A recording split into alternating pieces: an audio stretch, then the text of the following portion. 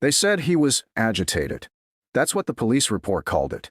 But if you were standing there that Memorial Day morning, watching a quiet father in a faded Marine Corps hat push his son's wheelchair past kettle corn stands and face painting booths, you'd know better. You'd know he wasn't yelling, wasn't threatening, wasn't even raising his voice. He was just asking why he was being stopped. That's all. Just asking. His daughter, 10 years old, in red sneakers and pigtails, was holding his hand when the officer barked at him to back away.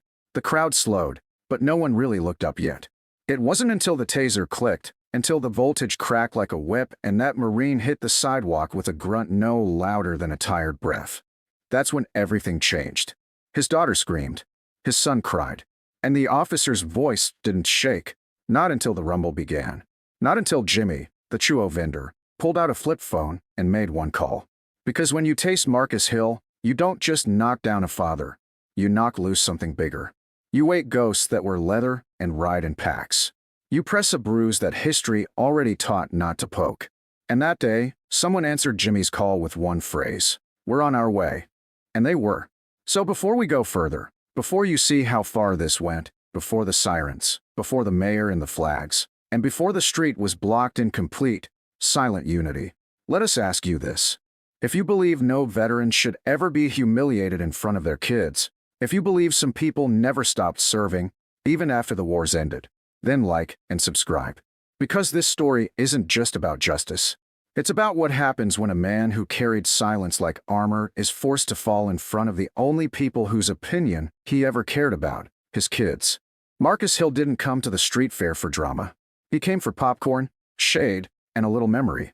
He wore his cleanest jeans, his boots shined just enough, and the same olive green jacket he'd worn every Veterans Day since 1996. He wasn't flashy. He never had been.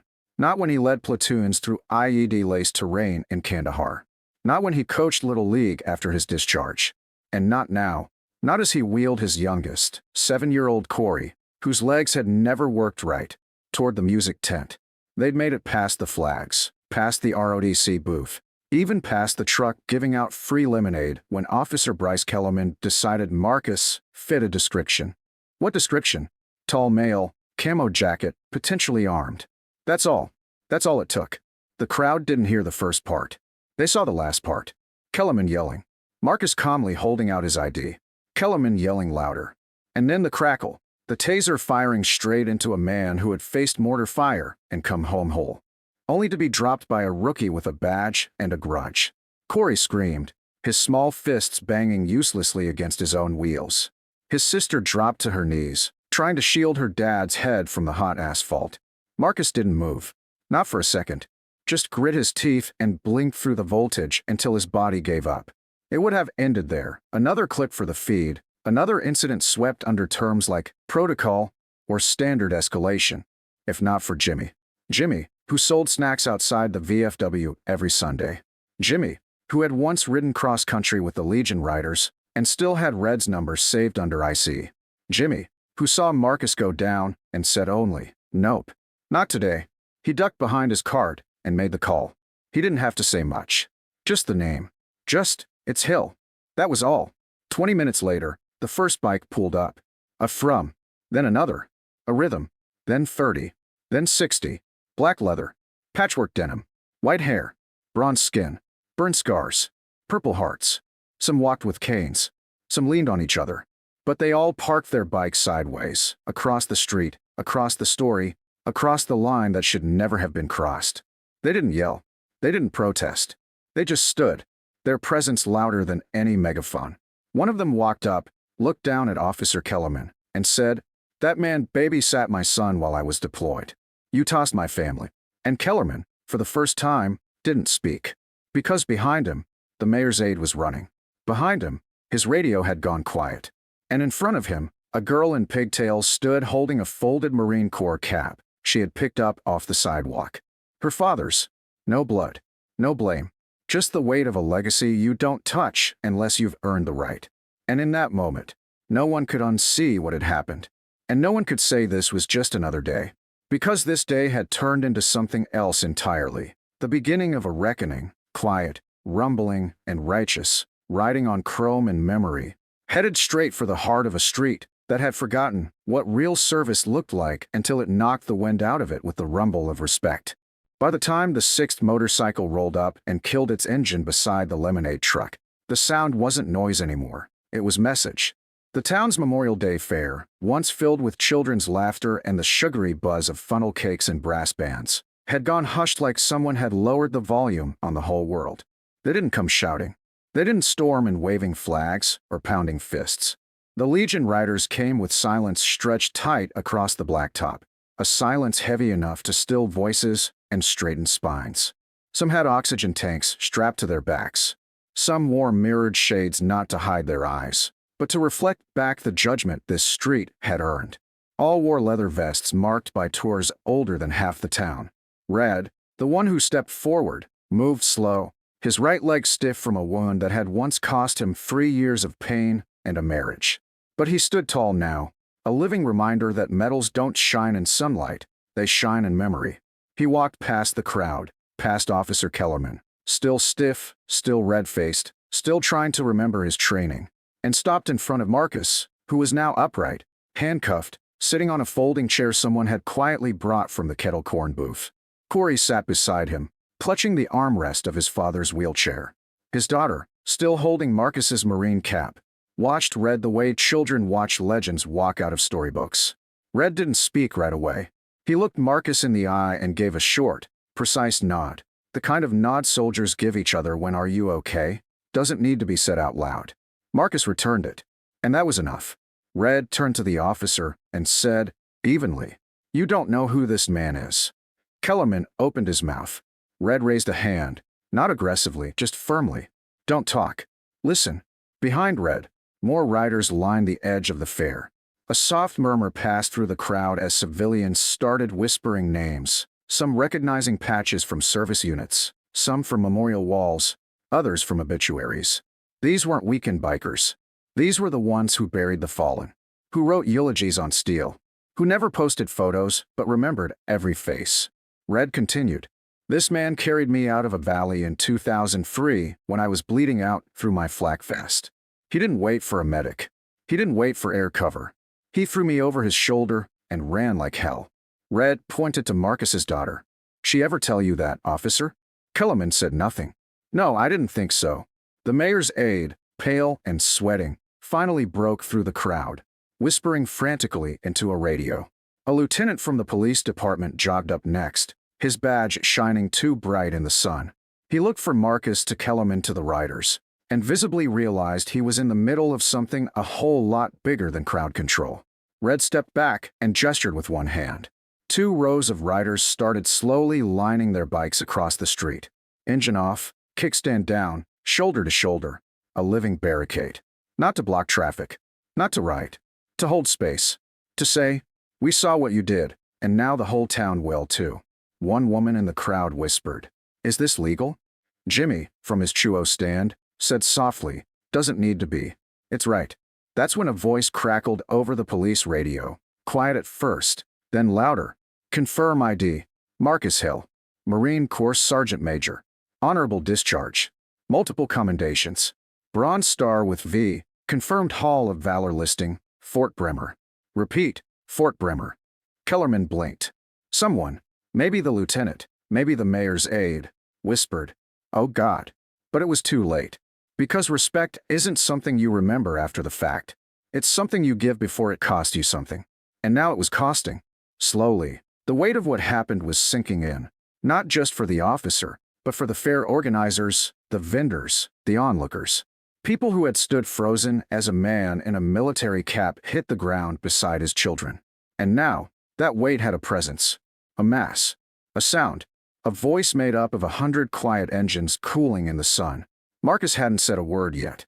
He didn't need to.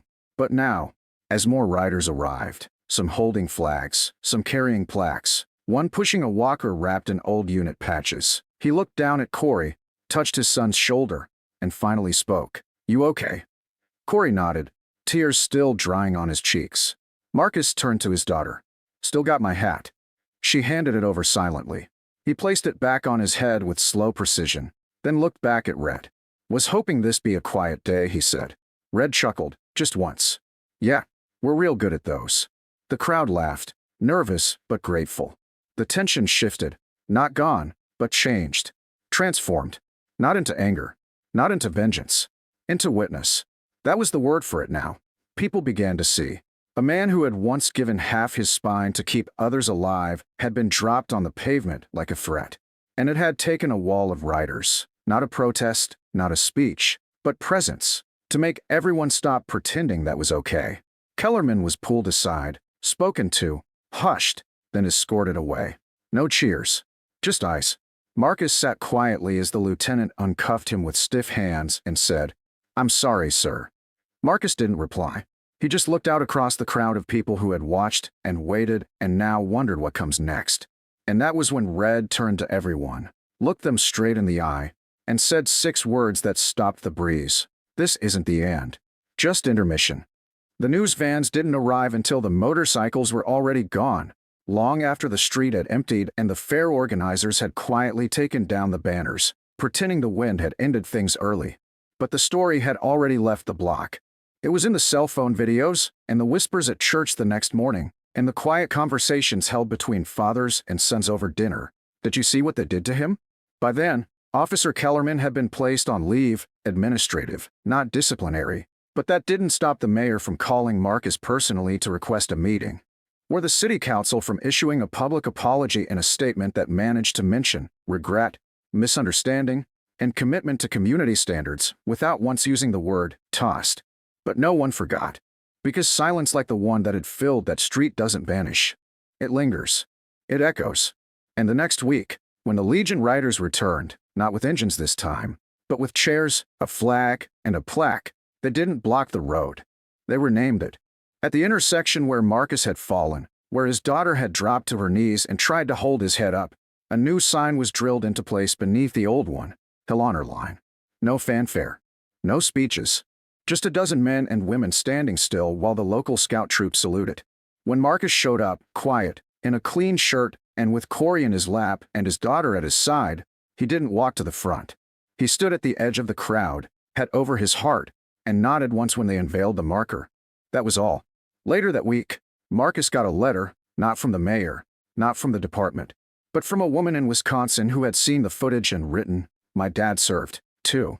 He died waiting for people to remember who he was. You made sure no one forgets again."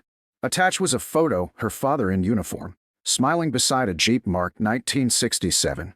Marcus didn't reply with words. He folded the photo into his wallet. Days passed. People came and went. Life returned to normal, whatever that meant. But at the next town hall meeting, something strange happened. A high school student stood up, one of the ROTC kids from the fair, and asked if Sergeant Major Hill could come speak to their class. The room clapped. Marcus, in the back row, looked caught off guard, but nodded slowly. "Be happy," he said. That same night, the police department released a revised training protocol on use of force involving former service members, but no one needed a PDF to explain the lesson anymore. They'd already seen it. You don't measure a man by the date on his ID, or the fit of his jacket, or how loud he speaks when he's afraid his kids might get hurt. You measure him by what happens when everything goes wrong, and he still doesn't lose his calm. That night, Marcus's daughter placed his Marine cap back on its stand, beside the folded flag that had once sat untouched for years. And for the first time in her life, she asked, "What did the stripes mean, Dad?" And Marcus, sitting in the kitchen with a cup of black coffee, smiled. "It means I was in charge of keeping people safe." She tilted her head. "Are you still?" Marcus didn't answer right away. He looked through the window, where Corey was laughing as a neighbor helped him toss a ball underhanded, where the porch light caught the edge of a chrome motorcycle parked silently near the curb, Red's, where the street sign stood new and proud above the corner like it had always been there. Then he looked back at his daughter. "I try," he said. "Every day." And that's what they didn't understand. Not Officer Kellerman, not the ones who had chuckled at the taser going off, not the officials who thought a press release could stitch up a wound. Marcus never wanted revenge. Never asked for apologies. He just wanted to walk down the street with his kids without needing to explain his humanity to anyone. And now, thanks to the roar of memory on 2 wheels, he wouldn't have to again. The street had changed. The silence had spoken. And across the country, in diners, in barber shops, in front of living rooms where veterans sat watching the clip that made headlines without Marcus ever raising his voice, A new kind of salute formed, quiet, personal, and long overdue. Some men fight wars. Others fight to be seen after them. Marcus Hill didn't fight either that day. He just stood, got knocked down, and then was lifted, not by fame, not by hashtags, but by brothers and sisters who remembered that when one of their own falls, you do not leave them behind. Not ever. And long after the engines faded, and the reporters packed up, and the plaque collected a little dust on the side of the road, people still slowed when they passed that intersection. Not because it was famous, but because it reminded them of the exact moment when a town remembered what honor looks like, when it wears boots, holds its child's hand, and gets back up without asking anyone to clap.